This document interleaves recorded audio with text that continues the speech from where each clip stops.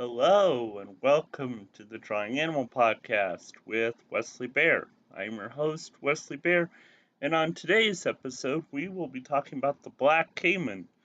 So, yes, here we are with crocodile family number two. Um, but of course, being a caiman, it specifically belongs to a subset of the alligator families. So, you have the crocodilians. Within that group, you have the crocodilians which then kind of morph off into one of them being the gharials, and then you have the gators, and that breaks down into the American and Chinese alligators, and then the specific group of alligators called caimans. And the caiman is actually the largest within the alligator family of the crocodilian family.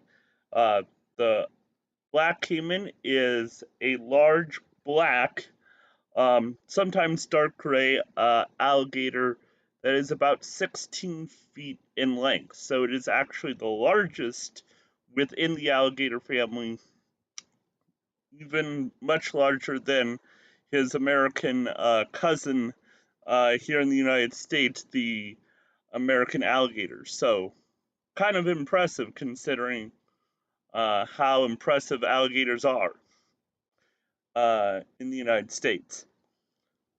This species lives throughout North and Central South America, all the way from Colombia in the east to all the way to Peru in the west, and then throughout Central South America, including Bolivia and most centrally, of course, Brazil, where the heart of the Amazon basin is and where most of the caimans live, going up down huge rivers all the way into the flooded grasslands, what are known as pampas in South America. So, found in a variety of wet environments, anywhere from deep within the jungle to the heart of the Amazon Delta, all the way to wooded swamps to again the pampas. So, very wide ranging species. The species, of course, also has, being the largest of the alligators, basically has no problem with most animals except for jaguars and maybe the occasional anaconda. Uh, Caimans basically have nothing to fear and will basically feast on anything from water birds like your spoonbills and your egrets to fish of all kinds, including piranha and catfish, uh, to even larger cattle, locally raised cattle, deer, basically anything that can fit in its jaws and into its mouth, it will consume.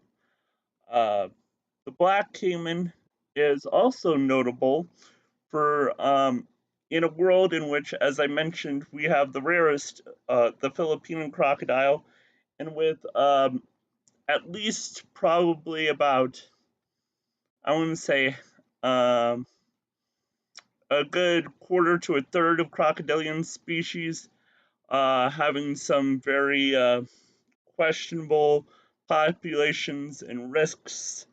The black human is actually one of the truly great success stories, along with actually its American cousin. Both the American gator and the black caiman have had huge conservation success that kind of began in the 70s and 80s.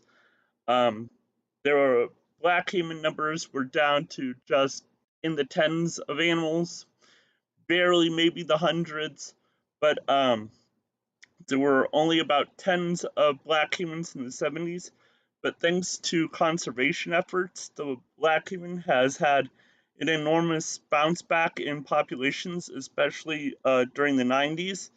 And today, the population is almost hundreds of thousands, of not close to a million caimans in South America. So, um, the reason I kind of want to highlight this is because we're having, you know, Philippine crocs are on the edge, as well as a couple others like the Orinoco and the Siamese are also highly endangered species. But there is hope for crocodiles, alligators as a whole. So both the American alligator and the black caiman are proof that these animals can bounce back. They just need the time and protection. So I figured you highlight this animal just to show the contrast and show that, yeah, two animals that are very much alike but also somewhat different can find success in this world. So hopefully that will continue for the black caiman and be true for the Philippine croc in the future. So there you are. Uh, as always, you can check out my books in the description.